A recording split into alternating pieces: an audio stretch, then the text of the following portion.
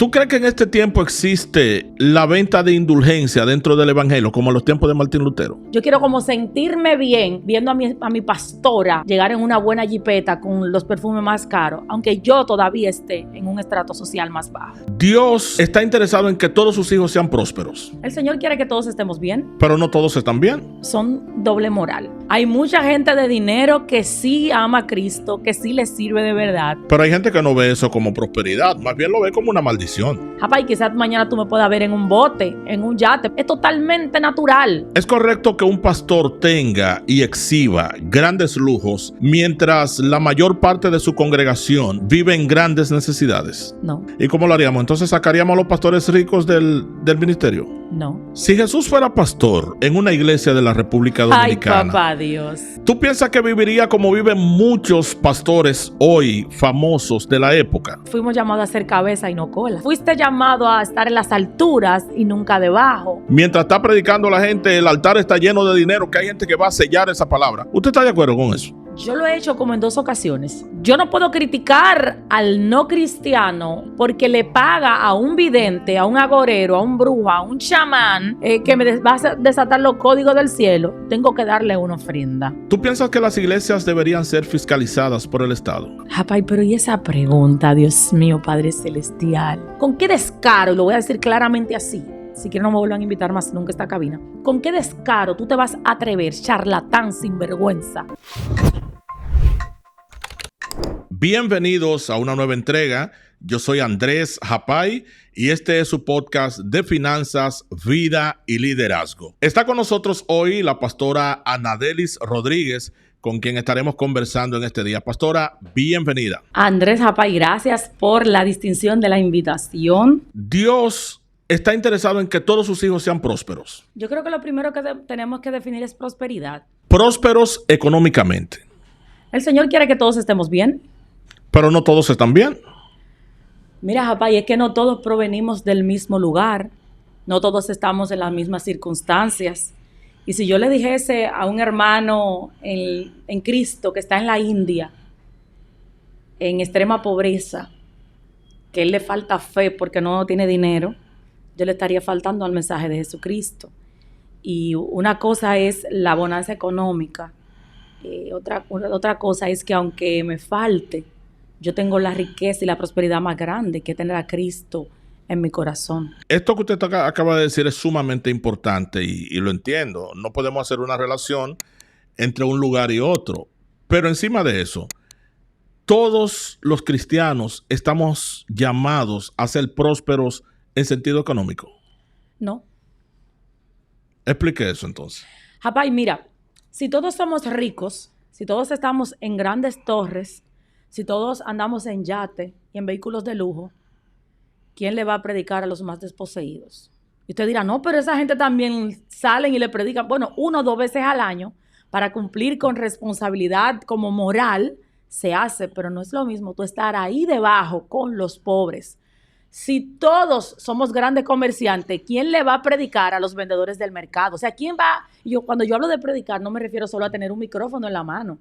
Con mi vida, ¿cómo yo le voy a predicar a los pequeños comerciantes del mercado municipal? A los que venden ropa usada en el tianguis, en la pulga, como decimos. Bueno, esto me hace recordar una declaración que escuché esta semana de una cantante famosa de República Dominicana. Se ha hecho famosa en estos últimos días, donde ella decía: ¿qué tú haces visitando la iglesia de fulana de tal cuando tú vienes de un barrio pobre, cuando tú vienes de abajo? Ahí se van a hacer bodas y no te van a invitar, no te van a tomar en cuenta porque los ricos se congregan con los ricos. ¿Usted está de acuerdo con esa teoría? Hay mucha gente que sale de nuestros barrios a congregarse en iglesias de cierto estatus, cierto nivel económico, para ellos crecer. No es menos cierto que una iglesia es una comunidad donde la gente se relaciona.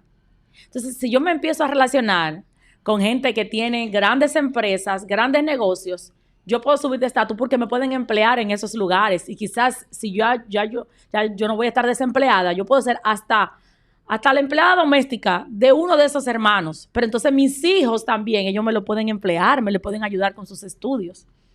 Pero hay otros que lo hacen porque son doble moral. Ellos como que menosprecian a los pastores y las iglesias pequeñas. Y otro también porque están familiarizados. Como yo conozco a ese pastor y vive en el barrio, la esposa del pastor va a comprar al mismo colmado que yo.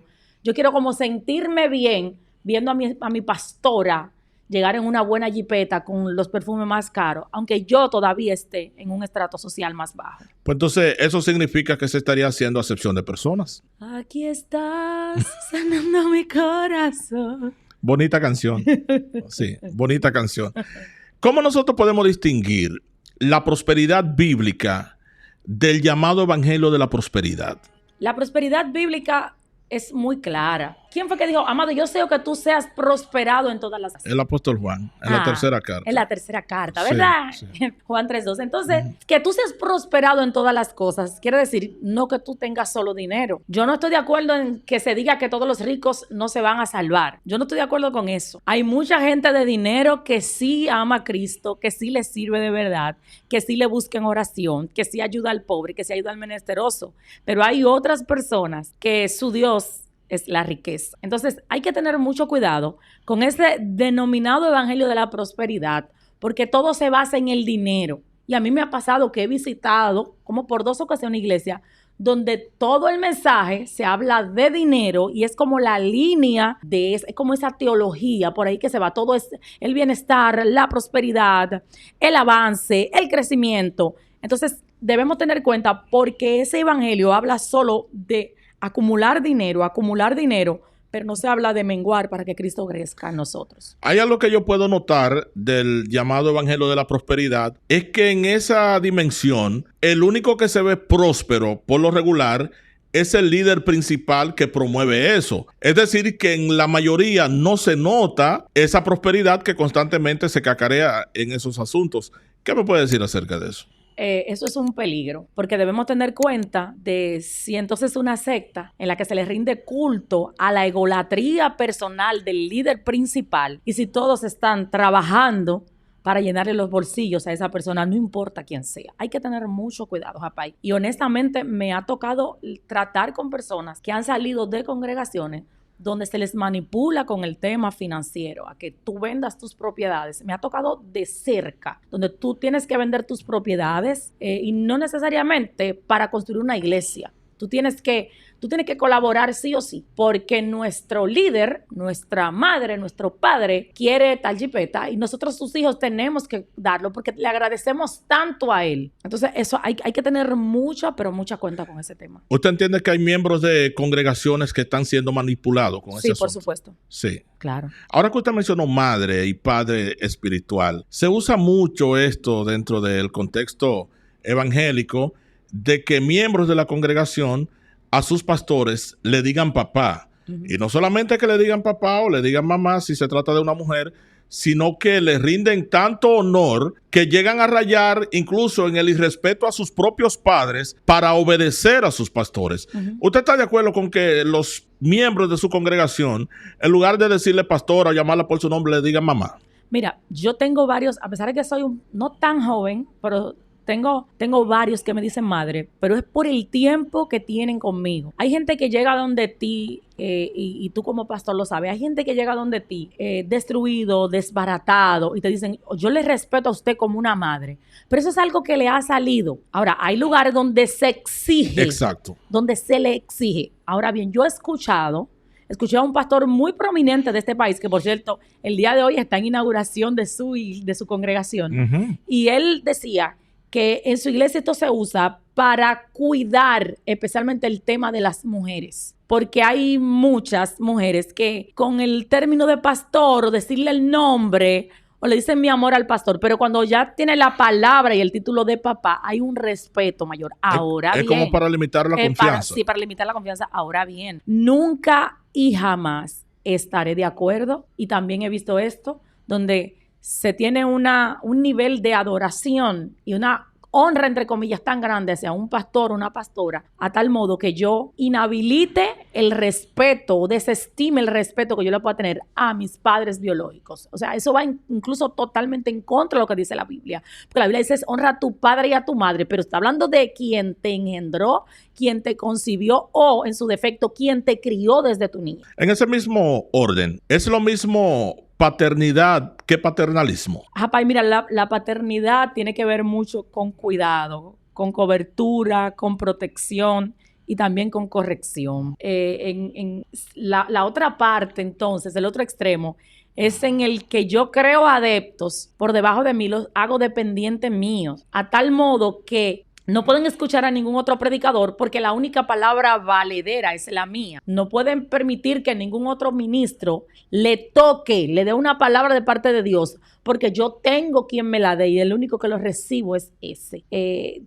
Hay que tener mucha cuenta. Es una línea muy, muy delgada y nosotros como pastores debemos tener mucho cuidado con eso. ¿En qué momento la prosperidad deja de ser una bendición y se convierte en un peligro espiritual? Javay, mira, tú me estás diciendo esto y hace un rato mi hija de 5 años que está por ahí afuera me dice algo. ¿Sabes que hay un apagón ahora mismo? A nivel de toda la ciudad tenemos un apagón general. Y me dice mi hija, ¿otra vez hay un apagón en San Pedro de Macorís? La niña tiene 5 años. Le digo yo, sí. Me dice, necesitamos tener dinero para poder tener una planta y que nos funcionen todos los aparatos de la casa. Entonces me dice, no podemos seguir siendo pobres. Y yo le dije, recuérdate lo que yo te dije. Nosotros tenemos algunas necesidades, pero nosotros no somos tan pobres porque hay personas que están mucho más necesitadas. Japay, mira, hay un peligro. Hay mucho, pero mucho peligro cuando yo como ministro me enriquezco tanto que me olvido de mi asignación. A veces hay pastores que se olvidan que su primera asignación es ser apacentadores de la grey, es dirigir espiritualmente a su congregación a pastos frescos y son más comerciantes que pastores, son más empresarios que pastores. Pero son empresarios porque tienen empresas, porque llegaron al ministerio teniendo empresas. Hay algunos que sí. ¿O es porque comercializan la fe? Se dan las dos cosas. Ok, qué bien. La distancia entre la prosperidad y el materialismo, ¿qué tan grande es? Mira, es que como yo decía al principio, la prosperidad es un estado de bienestar integral. Yo soy próspera cuando yo puedo dormir en paz y tranquilidad. Yo soy próspera cuando tengo salud. Yo soy próspera cuando no tengo conflicto con mi esposo. Yo soy próspera cuando mis vecinos no son mis enemigos porque yo soy irrespetuosa de sus horarios de sueño. Cuando yo le respeto el frente a mis vecinos y no le parqueo mi vehículo en su marquesina. Yo soy próspera cuando aún teniendo poco puedo sentarme debajo de una mata de aguacate o de mango tranquila. Y aún no teniendo nada, puedo decir, aunque no haya vaca en los corrales, te lo voy a poner así como que bien latino, te lo voy a dar llanamente. Aunque la nevera solo en el congelador haya hielo y del otro lado solo haya quizás agua, con todo yo me voy a alegrar en el Señor, en el poder de su fuerza, porque sé que esto que estoy viviendo es un proceso. Ahora bien, no puedo atribuir mi falta de carácter, mi mal manejo financiero, mi falta de ser buen administrador de lo que el Señor me permite adquirir y decir que es un proceso de parte del cielo. Pero hay gente que no ve eso como prosperidad, más bien lo ve como una maldición. Sí, hay personas que si tú en un momento determinado de tu vida estás en una carestía económica, te dicen que tú estás bajo maldición. Y no necesariamente es así. Hay que tener mucho cuidado con eso. Un pastor puede ser rico sin comprometer su testimonio cristiano ante los demás. Claro que sí. Sí. Claro que sí. Conozco pastores que toda la semana viajan en avión privado y son gente totalmente íntegras, justas, honestas, compasivas, bondadosas, misericordiosos, respetuosos de sus esposas, amantes de sus hijos, los cuidan con todo el amor del mundo. Pero entonces, cuando ponemos esto de frente a pastores que son ricos, pero todo lo que exhiben es opulencia en las redes sociales, por ejemplo, tú lo ves montado en yates, en helicópteros, aviones privados, usando ropas de marcas, en las tiendas más caras y todas esas cosas. Y son pastores. Tú sabes que son pastores porque son famosos.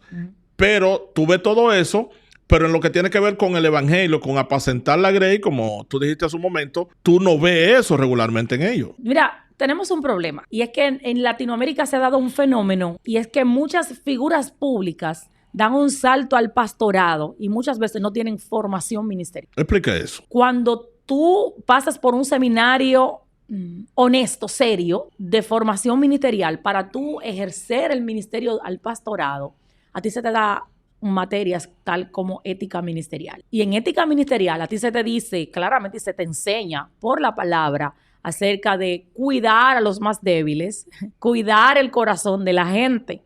Japay, quizás mañana tú me puedas ver en un bote, en un yate, pero probablemente fue que alguien me invitó, no que yo tenga el dinero. Sí, pero entonces en ese caso tú aprovechas que alguien te invitó a montarte en el yate, a ir a una isla cercana, pero entonces ahí tú comienzas a hacer fotos, a hacer videos, a mostrar el bienestar, la bondad que tú estás viviendo. Entonces yo creo que eso de alguna manera le puede afectar a los más débiles. Sí, le puede afectar a los más débiles, pero también hay un detalle. Cuando un pastor tiene opulencia económica, porque es empresario, porque tiene negocios, porque es cantante y porque es artista y de su música recibe miles de dólares, obviamente ese pastor va a tener va a vivir una vida distinta a la que nosotros estamos acostumbrados a ver un pastor. Cuando un pastor tiene 100 miembros, los cuales son CEO, gerentes de grandes empresas de una nación, ese pastor, sus miembros lo van a invitar a los mejores restaurantes. A esa pastora, sus mujeres le van a decir, pastora, quiero invitarla, vamos a Miami a comprar un poco de ropa. Eso es algo totalmente natural. Ahora eso bien, es correcto, pero es necesario exhibirlo. Ahí iba. El tema de exhibirlo es un poquito fuerte. Claro, son personas que están en un nivel económico, un estatus más bien económico muy elevado. Entonces nosotros, los que no estamos allá, decimos, nos están echando cosas. Mira, están mostrando su banalidad, porque creemos que es banalidad, pero para ellos quizás es totalmente natural, porque están en un estilo de vida, un estatus totalmente distinto al de nosotros. Pero hay que tener cuidado, hay que cuidar la grey del Señor, los nuestros y los que no están en nuestra isla. ¿Es correcto que un pastor tenga y exhiba grandes lujos mientras la mayor parte de su congregación vive en grandes necesidades? No. ¿Y cómo lo haríamos? ¿Entonces sacaríamos a los pastores ricos del ministerio? No. ¿Y entonces? El detalle, como hablábamos un rato, es el cuidado. Si yo soy el próspero, si yo soy el bendecido y el Señor me ha puesto al frente de un grupo de gente que no está en el mismo nivel que yo no le voy a dar una compra todas las semanas. Yo conozco una iglesia que toda la semana a las familias más necesitadas le entregan una tremenda compra para ayudarle con los alimentos. Pero aparte de eso, el pastor y los líderes de la iglesia les han ayudado poniéndole negocito a las hermanas, a los jovencitos y a los niños de esas familias, instruyéndoles, dándole becas en colegios, pagándoles cursos técnicos para que puedan instruirse y así su nivel económico pueda ser elevado. Si Jesús fuera pastor en una iglesia de la República Dominicana, ay, papá Dios, ¿tú piensas que viviría como viven muchos pastores hoy famosos de la época? Ay, pero ¿y esa pregunta, Dios mío, Padre? Es simple, no es una pregunta muy complicada. Creo que sería famoso, pero no viviría en opulencia. ¿Por qué no viviría en opulencia? Porque lo que veo del maestro en la Biblia es que aún teniendo un tesorero, quiere decir que manejaba finanzas poderosas, porque cada vez que hacía esas grandes cruzadas, la gente se acercaba a dar donativos, ¿cierto? Pero sin embargo, se quedaba con el pueblo llano, se quedaba con ellos, compartía con ellos. Entonces, si Jesús no lo haría, según tu concepto, ¿verdad? ¿Por qué entonces ministros, pastores, representantes de Jesús sí lo hacen? Es como que haya una contraproducencia. Yo como que me voy de esta cabina. No, esto está demasiado fuerte. Ahora aquí. Que estamos comenzando a hablar. Esto está como que demasiado fuerte. Es como que aquí. se contradice. Sí, lo que pasa es que hay un evangelio muy extraño. Hay un evangelio que ha sacado a Cristo de la ecuación y este evangelio utiliza versículos de la Biblia como frases motivacionales. Hablando de evangelio que ha sacado a Cristo, ¿qué textos bíblicos, si pudiera mencionar alguno, verdad, que utilizan muchos para justificar esa riqueza ministerial que suelen, por lo regular, usarse fuera de contexto? Siempre se dice, fuimos llamados a ser cabeza y no cola. Ok, Deuteronomio. Sí, fuiste llamado a estar en las alturas y nunca debajo. Se usa mucho para decir, tú tienes que ser grande, pero si todos son gerentes, ¿quiénes son los demás que van a poder sostener la empresa? Pero la mayoría de los congresos y los grandes eventos tienen ese tipo de nombre destinado a las alturas, eres cabeza y no cola y demás. Entonces, ¿cómo arreglamos esto? Volviendo a Cristo y a su palabra, Japay, porque el problema es que... ¿Para qué me invitan? El problema es que tenemos... Para que hable precisamente, no tenga miedo. El problema es que, como te dije, hemos sacado a Cristo y el mensaje transformador escritural por coach motivacionales. Y por eso pastores quizás como tú y como yo, que sí tenemos un poquito, no quizá tanto, pero tenemos un poquito de la palabra, y quizás hemos estudiado un poquito y tenemos al Espíritu Santo que nos guía a toda verdad y podemos darle a la gente el mensaje transformador a través de un micrófono, en un púlpito, en una conferencia, en un mensaje, no nos van a invitar mucho y no seremos grandes famosos porque la gente no quiere que le hablen de transformación. La transformación es un proceso doloroso. Entonces, para yo ir al cielo, yo tengo que ser transformado a la estatura y el carácter de Cristo. Y para yo parecerme un poquito a Cristo, yo tengo que ir a la rueda del alfarero. Y ese alfarero me va a romper y a mí me va a doler cuando me rompa y cuando me esté dando forma en su rueda. Y es ahí donde muchos no quieren entrar. No, lógicamente. Entonces, queremos predicadores que sean coach motivacionales, que nos hablen mucho de bochinche y de chisme, y los que no estuvieron contigo en tu proceso, que se preparen para verte en las alturas, esa clase de cosas. También hay otros versículos que se utilizan mucho. Déjame ver si lo tengo por aquí. También donde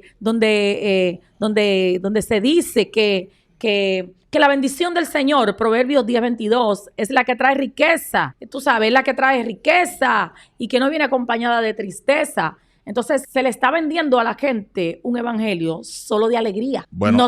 Y entonces se contradecimos, perdón, Japay, lo que el mismo Cristo dijo. Ustedes van a tener aflicciones, pero confíen que ya yo he vencido. Entonces, mira, pensándolo bien, Lázaro no puede ser parte de ese evangelio, ¿no? Porque que no califica. Y no me refiero a Lázaro el que Jesús resucitó, Ajá, sino el que estaba lleno de llaga. Claro. Sí, es muy común ver en eventos y en muchas iglesias que hay una persona que está ministrando y está dando una palabra extraordinaria y hay gente que para recibir esa palabra viene y pacta y suelta dinero y a veces tú ves que mientras está predicando la gente, el altar está lleno de dinero, que hay gente que va a sellar esa palabra.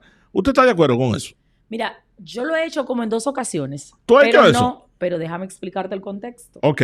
Pero no para yo recibir. Lo he hecho en ocasiones, incluso no quizá públicamente, pero sí luego que la persona termina, me acerco, porque entiendo que fui ministrada, que recibí algo que necesitaba escuchar. Lo hago como un agradecimiento. Como agradecimiento. Okay. Pero ojo con esto. Este tema de sellar una palabra. Sí. La Biblia, óyeme bien, el Evangelio y la palabra de Cristo no está en venta. Yo no puedo criticar al no cristiano o como le decimos al impío porque le paga a un vidente, a un agorero, a un brujo, a un chamán por leer la taza, por leer la mano, si yo al supuesto profeta, al supuesto predicador, al supuesto que me va a desatar los códigos del cielo, tengo que darle una ofrenda. Porque entonces él se está convirtiendo en un mercader de la fe. Y yo estoy, ay Dios mío. Dígalo. Yo estoy entonces prostituyendo la palabra que estoy recibiendo. ¿Tú crees que en este tiempo existe la venta de indulgencia dentro del evangelio, como en los tiempos de Martín Lutero? Hay una línea, hay una corriente así. Esa gente que compra milagros. Sí, hay una corriente. Y aquellos así. Que venden milagros. Hay una corriente así. Hay una corriente en la que yo soy tu profeta y se da mucho, especialmente aquellos que son que utilizan plataformas de redes sociales, porque no es tan común en los que están en el altar. Todavía hay 2 o 3 como que se atreven a hacer estas cosas, pero como que el altar todavía se cuida mucho. Perdón, pero lo que sí he visto especialmente son lo que diariamente están en plataformas digitales y desde ahí están ejerciendo y soltando palabras a toda hora y hacen en vivo a toda hora. Lo que sí he visto y he escuchado, o sea, con qué descaro, lo voy a decir claramente así, si quieren no me vuelvan a invitar más nunca a esta cabina. ¿Con qué descaro tú te vas a atrever, charlatán sinvergüenza, a decir, necesito que me envíen una galaxia o un león para yo soltarte una palabra, fulano? Si alguien quiere que le desate una palabra, ahora, mándeme una galaxia, un león. Esto en estas redes sociales, eso significa el dinero de la gente. Pero yo digo, el que pide la galaxia y pide el león y el burro y el caballo, no es el malo es el que cree en él y le transfiere eso. ¿Por qué es malo? Porque esa persona no está yendo a la palabra. Exacto. Se acostumbró a ir los domingos a una iglesia, a que un coach motivacional le diga 2 palabritas bonitas y como no tiene fundamento bíblico,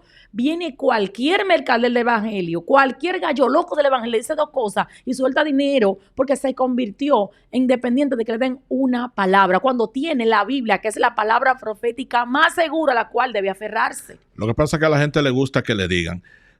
Un tema que se ha debatido tanto y que cada día hay opiniones a favor, otras en contra. ¿Tú piensas que si una persona no diezma de manera voluntaria, pierde la salvación? Ay. Me la pusiste.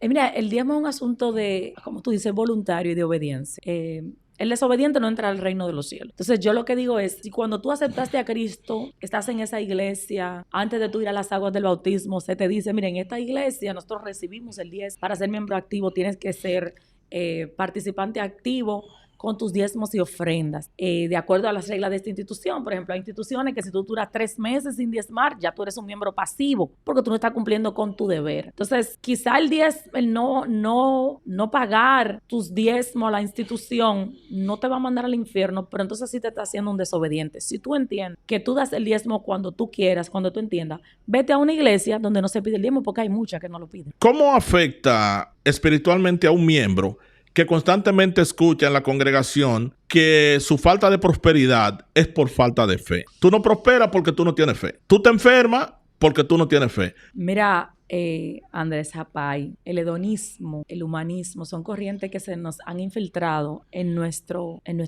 santo evangelio. Y ese estado de que todo siempre tiene que estar bien nos ha hecho mucho. Es tan así que hay personas que están en el evangelio 2 o 3 años y todo lo que han recibido son enseñanzas de prosperidad, de bonanza, de salud, de todo perfecto, todo bien. Cuando llega la crisis, cuando llega un accidente repentino y fallece un familiar, cuando llega una enfermedad incurable que el Señor dice no la voy a curar, no importa el dinero que tenga, no importa sus esfuerzos, yo no la voy a curar porque ya hasta aquí llegué y esta persona la voy a purificar en medio de esta cama que está haciendo. Ahí viene entonces esa persona con este choque. Pero a mí todo lo que me han hablado es que en Cristo todo es bueno y que todo lo que viene de Cristo es bondad. Entonces, cuando tú le dices a un hermano que viene de una realidad distinta, llega a tu iglesia y viene con imagínate una persona, te voy a poner este contexto, imagínate una persona que llega donde ti como pastor, llega a tu iglesia y en esa familia son 16 hermanos y ninguno terminó sus estudios secundarios. Tu deber como pastor y líder es instruirlo y decirle, mire, no importa que usted tenga 45 años,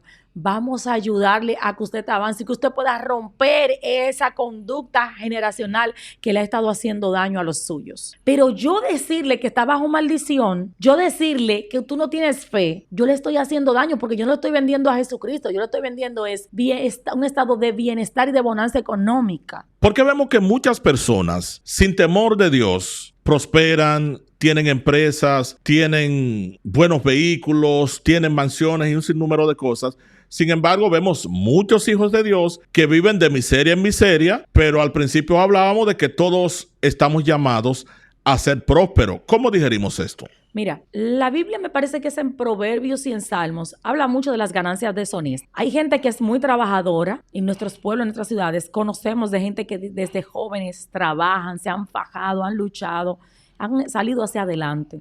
Y uno se siente bien cuando tú ves personas así. Y no son cristianos, pero les va bien. Bueno, son gente que tienen habilidad para ser grandes comerciantes, para tener negocios. Quizás un cristiano tiene a Cristo, pero no tiene esa habilidad o no se ha dado cuenta que tiene ese potencial, ese desarrollo. Quizás lo tiene en la mente, pero no ha conseguido el capital de poder impulsar ese sueño que tiene. Proverbios dice que más vale tener poco con temor del Señor que muchas riquezas con grande angustia. Ahora bien, nosotros como cristianos debemos tener cuidado de codiciar al que tiene ganancias, al que tiene grandes riquezas de manera deshonesta, porque a veces queremos recibir tanto sin importar el costo. Yo sí quiero tener dinero, Andrés Japay. Yo quisiera ahora en las vacaciones de verano, me hubiese gustado irme con mi niña de vacaciones. Sí, por eso no hay que tener dinero para eso. Bueno, porque hay que programarse. Bueno, programarse sí, para eso. Sí. Entonces, yo sí quisiera poder tener cierto estatus económico, pero yo no voy a codiciar porque yo voy a caer en falta. Yo no voy a caer en el pecado de codiciar al del otro. Sin embargo, hay cristianos también que siempre van a estar en pobreza porque no son organizados. Hay cristianos que son muy mal administradores de su dinero, que son derrochadores, que nunca pueden tener un ahorro y atento a que viven y que por fe no se organizan.